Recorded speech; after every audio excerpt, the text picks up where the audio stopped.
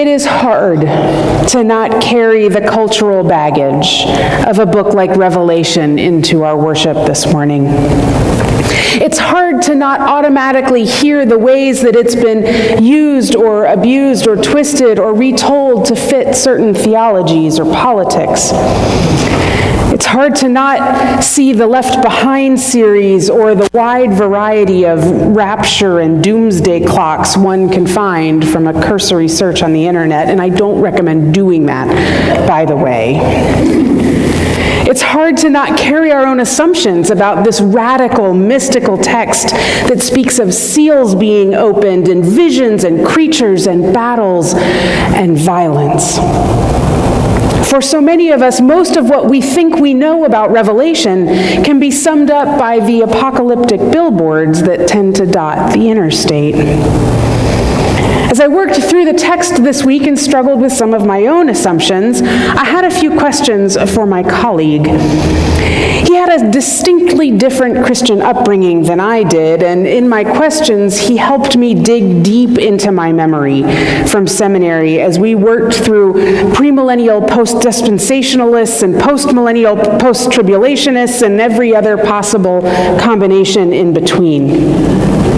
For some of you, I imagine this may bring back long pushed-to-the-side memories as it did for him. But if, like me, you grew up in a reasonably progressive mainline church, this feels like a completely foreign language, and certainly not the Bible of your childhood Sunday school class. Whether you are at one end of the spectrum or the other, or somewhere in between, I'm going to ask you to bear with me this morning.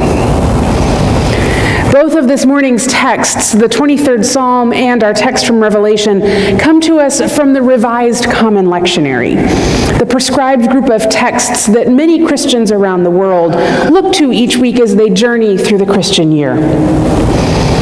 This week in particular, I think that the clever folks at the Revised Common Lectionary we're offering just a little bit of comfort to preachers who are finding ourselves a little out of our league with Revelation when they paired it with the familiar words of the 23rd Psalm. By doing so, they point us toward one of the most fundamental truths about this Christian life. It will be hard. There will be deep darkness, and God is with us in the journey. For the psalmist, it's the language of the darkest valley. In John's Revelation, we have the imagery of the great ordeal. The poetry of the psalmist gives us a little bit of permission to hold our pain and our hurt as sort of an out there, an idea. Dark valleys offer, at the very least, a subtle hint of sweeping vistas and great pastures to go along with the rest of the poetry of the psalm. Dark valleys also give us the implication that there will be light. They are times all of us know, some of us quite intimately, times of grief and anxiety, stress and pain, illness or hardship or loneliness. Dark valleys are not unfamiliar territory. But as I envision the journey of the 23rd Psalm, it feels as though it is indeed a journey, a season, something that will come to an end, something that will pass, even though it can be particularly hard to imagine that day ever coming, particularly in the midst of it.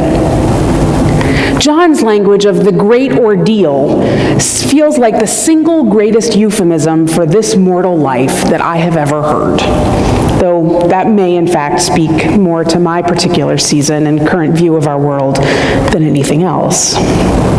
But here's the thing. Whether it's the flowery, poetic language of the psalm or the stark and unfamiliar language of John's vision, both the psalmist and Revelation remind us that we will face challenges and hardships and darkness as we struggle to faithfully live out our calling. We know that. We know it because we're living this complicated, often joyous, sometimes painful life.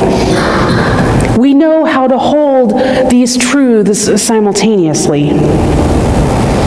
But as we do so, we also face outward pressures from within some Christian communities and certainly by those who look from the outside.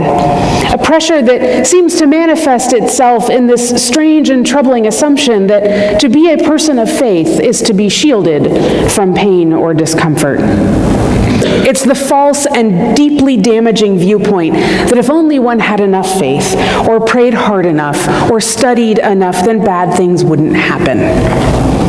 Loved ones wouldn't die. Addiction wouldn't exist. Illness wouldn't happen.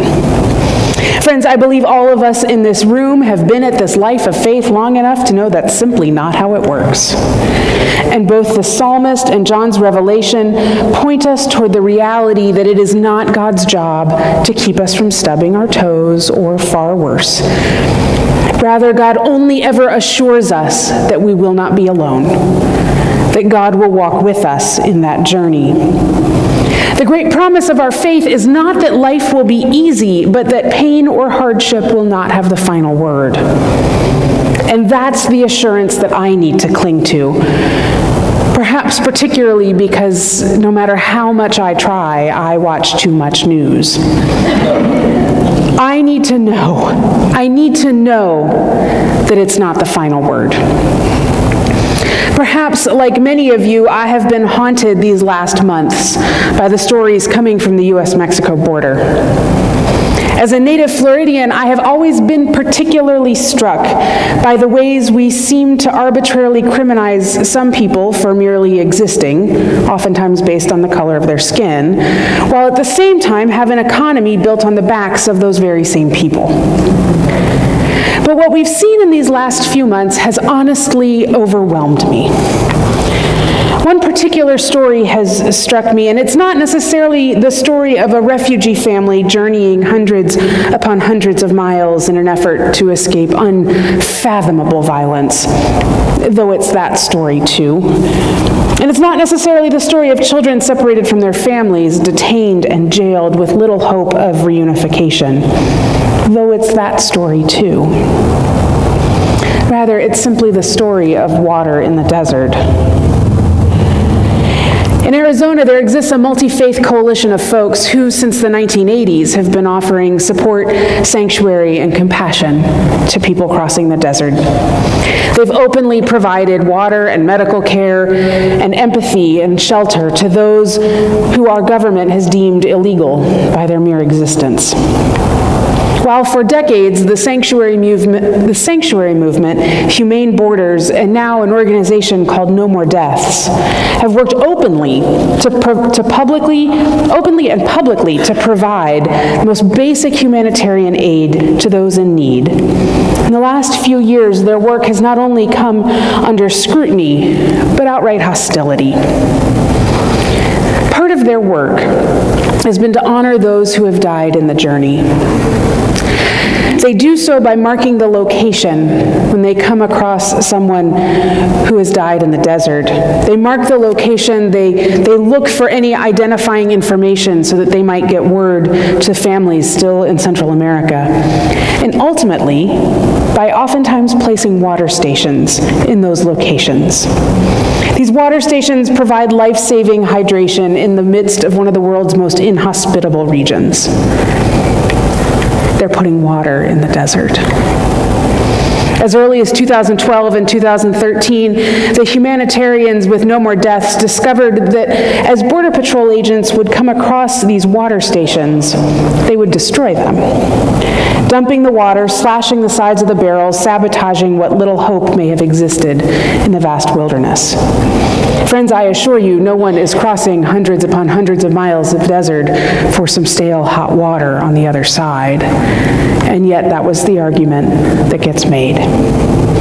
More recently, volunteers and staff members of these organizations are finding themselves increasingly under threat of arrest and being prosecuted for providing the most basic care: water, cleaning blisters, bandaging wounds, burying the dead. It feels like the darkest valley and the great ordeal. Our brothers and sisters are making this impossible decision to set out from their homes and their families and everything they have ever known to cross the desert. There is hunger and thirst and scorching heat bearing down upon them, and in return, few among us have made the decision to make that journey a tiny bit easier. To wipe away a few tears, to honor their siblings in Christ, to offer a taste of hope or a word of comfort. And day in and day out, they are inundated with the inhumane, unchristian, baffling response of violence. I tell you this story because when I read John's Revelation, the first thing I read is a story of hope and promise that trials and tribulations will not have the last word. I read a story that reminds us that inhumanity and systematic oppression, racism, xenophobia, homophobia, sexism, and bigotry will not have the final say. I read a story that reminds us that we are still deeply ensconced in the Easter season this morning, and if nothing else, the Easter season tells us over and over and over again that death will never be the end of the story. When we read John's Revelation with Easter eyes and hear it with resurrection ears, we engage in a story calling us to rethink all the things we were sure we knew. Revelation pushes back against the easiest and most hurtful assumptions that are all around us.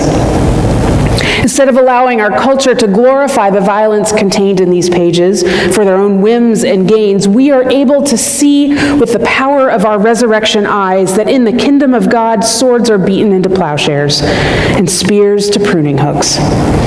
In a culture that seeks as many ways as possible to build walls and lift up what makes us different, we see the ways that all the nations and languages and people are welcomed and included at the feet of God. In a culture that says if you experience suffering, you must have done something to deserve it, we see the promise of every tear being wiped away, not the false promise that those tears won't exist in the first place.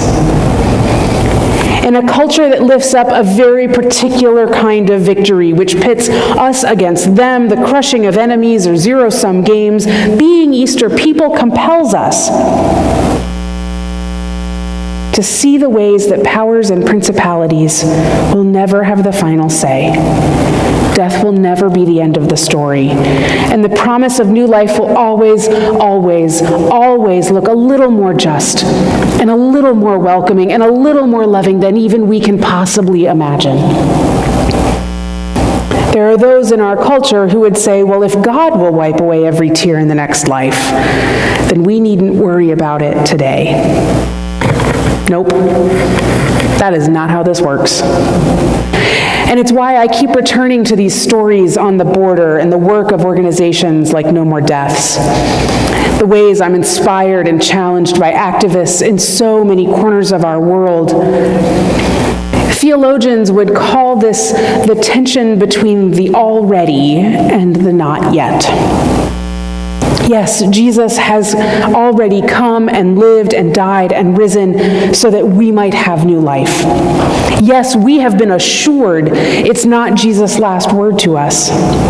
And perhaps most importantly, yes, we have work to do in the meantime. We are called to participate in this coming kingdom. We are called to walk alongside folks as they walk through valleys of darkness. We are called to make space for folks to hunger no more and thirst no more, and we are called to wipe every tear.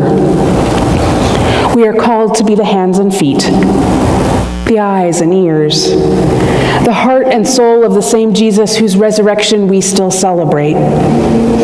We are called to participate in God's victory over death and brokenness and hardship and ordeal and hurt. Not to ignore that it happened in the first place and will continue to happen.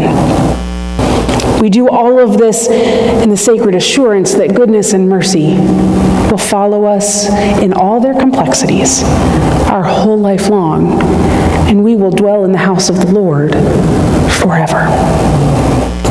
Amen.